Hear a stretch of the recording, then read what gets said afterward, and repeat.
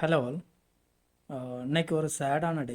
ஏன் அப்படி சொல்கிறேன்னா, இன்னைக்கு ஜம்மு அண்ட் காஷ்மீரில் ஒரு பயங்கரமான டெரரிஸ்ட் அட்டாக் நடந்திருக்கு. இந்த அட்டாக் எக்ஸாக்டாக எங்கே நடந்திருக்குன்னா பகல்காம். ஸோ இந்த பிளேஸ் வந்து ஜம்மு அண்ட் காஷ்மீரில் தான் இருக்குது. இந்த அட்டாக்கை நடத்தின டெரரிஸ்டோட கவுண்ட் பார்த்திங்கன்னா 6 to 7. இவங்க எல்லாரும் அந்த பக்கத்தில் ஒரு காடு இருந்திருக்கு, அந்த காட்டுக்குள்ளே ஒளிஞ்சிருந்திருக்காங்க. அண்ட் சடனாக வந்து ஓப்பன் ஃபயர் அப் பண்ண ஆரம்பிச்சிட்டாங்க. ஓப்பன் ஃபயர்னால் பார்க்குற எல்லாத்தையும் சுடுறது. ஸோ இதில் இறந்தவங்க மோஸ்ட்லி பார்த்தீங்கன்னா அங்கே டூரிஸ்ட்டாக சுற்றி பார்க்க போயிருப்பாங்கள்ல, அவங்க மேலே தான் நடந்திருக்கு. இந்த இன்சிடெண்ட் எக்ஸாக்டாக எத்தனை மணிக்கு நடந்துச்சுன்னா 22 ஏப்ரல் 2025 3 மணிக்கிட்ட நடந்திருக்கு. இந்த அட்டாக்கை பண்ணது லக்ஷர் இ தொய்பா நாங்கள் தான் பண்ணியிருக்கோம் அப்படின்றத பொறுப்பேற்றிருக்காங்க. பட் இது எந்த அளவுக்கு உண்மைன்னு தெரியல.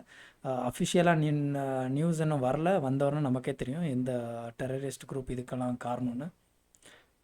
ஸோ இந்த இமேஜில் பார்த்தீங்கன்னா ஒரு லேடி உட்காந்துருக்காங்க அண்ட் கீழே ஒருத்தங்க இறந்துருக்காங்கல்ல. ஸோ இந்த லேடி பேர் வந்து பல்லவி.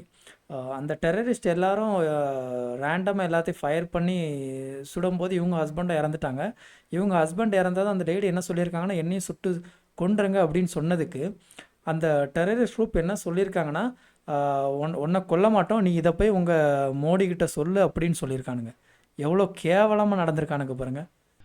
कायर पाकिस्तानी आतंकवादी भारतीय सेना, जम्मू कश्मीर पुलिस और हमारे पैरामिलिट्री फोर्सेस के जांबाज वीरों का तो सामना कर। இதை கேட்கும்போது எல்லாத்துக்கும் ஒரு டவுட் வரலாம், ஏன் திடீர்னு டெரரிஸ்ட் டூரிஸ்ட் மேலே அதுவும் இந்த டைமில் அட்டாக் பண்ணுறாங்கன்னு. என்னோட ஒப்பீனியன் பார்த்திங்கன்னா, எல்லாத்துக்கும் தெரியும் அமர்நாத் யாத்திரை அது வந்து இந்த 3rd ஜூலை வந்து தொடங்க போகுது. அது வந்து ஒரு 38 நாள் யாத்திரை. இது அந்த அமர்நாத் யாத்திரையோட பேஸ் கேம்ப் பார்த்திங்கன்னா இந்த பகல்காம் தான். இந்த நியூஸை கேட்டதும் நம்ம ஹோம் அஃபேர்ஸ் மினிஸ்டர் அமித்ஷா இருக்காங்களே, அவங்க டைரெக்டாகவே அங்கே விசிட் பண்ணி பிரச்சனை என்ன அப்படின்றத பார்க்க போயிருக்காங்க.